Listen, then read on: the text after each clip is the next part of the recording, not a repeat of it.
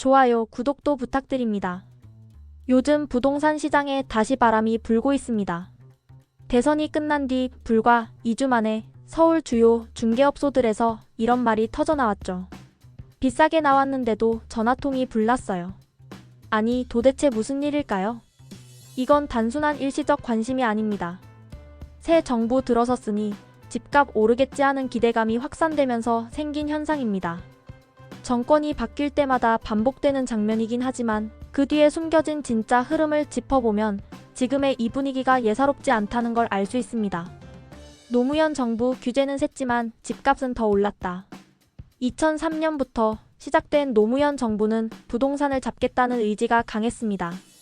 종부세 도입, 분양가, 상한제, 분양권 전매 제한, 양도세 중과까지 대책만 29번 나왔습니다. 하지만 결과는 어땠을까요? 전국 아파트 값은 33.8% 상승, 서울은 무려 56.6%가 올랐습니다. 특히 강남 3구는 80% 이상 뛰었고 노도강도 30에서 40% 가까이 상승했습니다. 규제가 강하면 집값이 안정될 줄 알았지만 오히려 더 오른 시기였던 거죠. 이명박 정부 규제 완화에도 서울은 하락. 그 다음은 이명박 정부.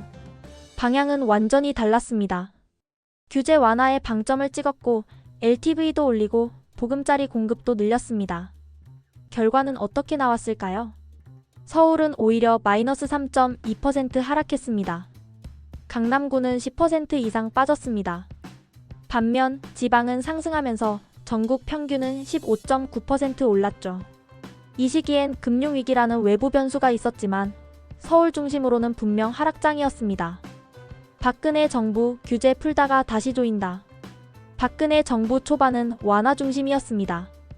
분양가 상한제 폐지, 취득세 인하, 재건축 연한 축소 등 그야말로 집 사기 좋은 환경이었죠.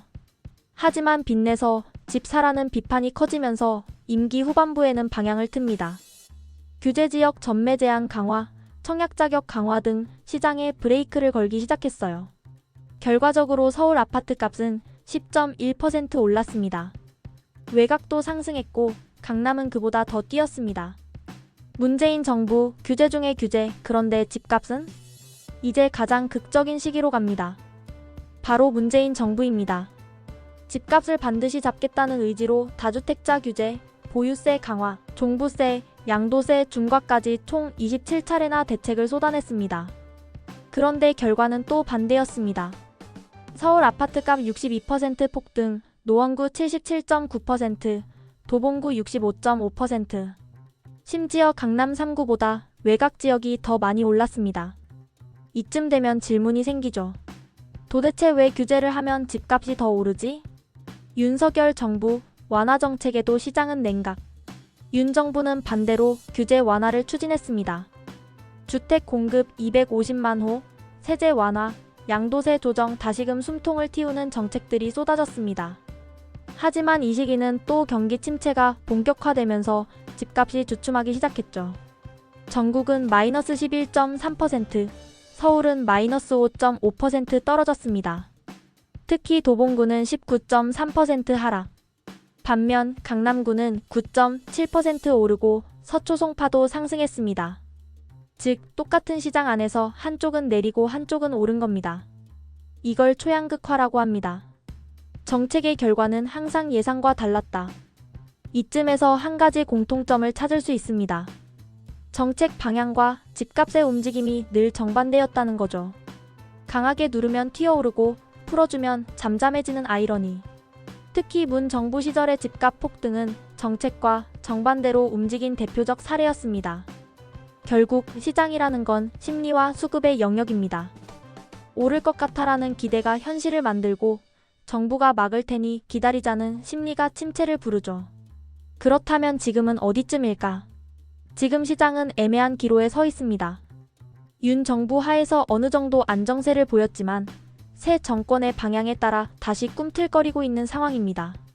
대선 끝난 직후 비싼 물건에도 전화가 폭주했다는 건 시장의 민감한 반응을 보여주는 방증입니다.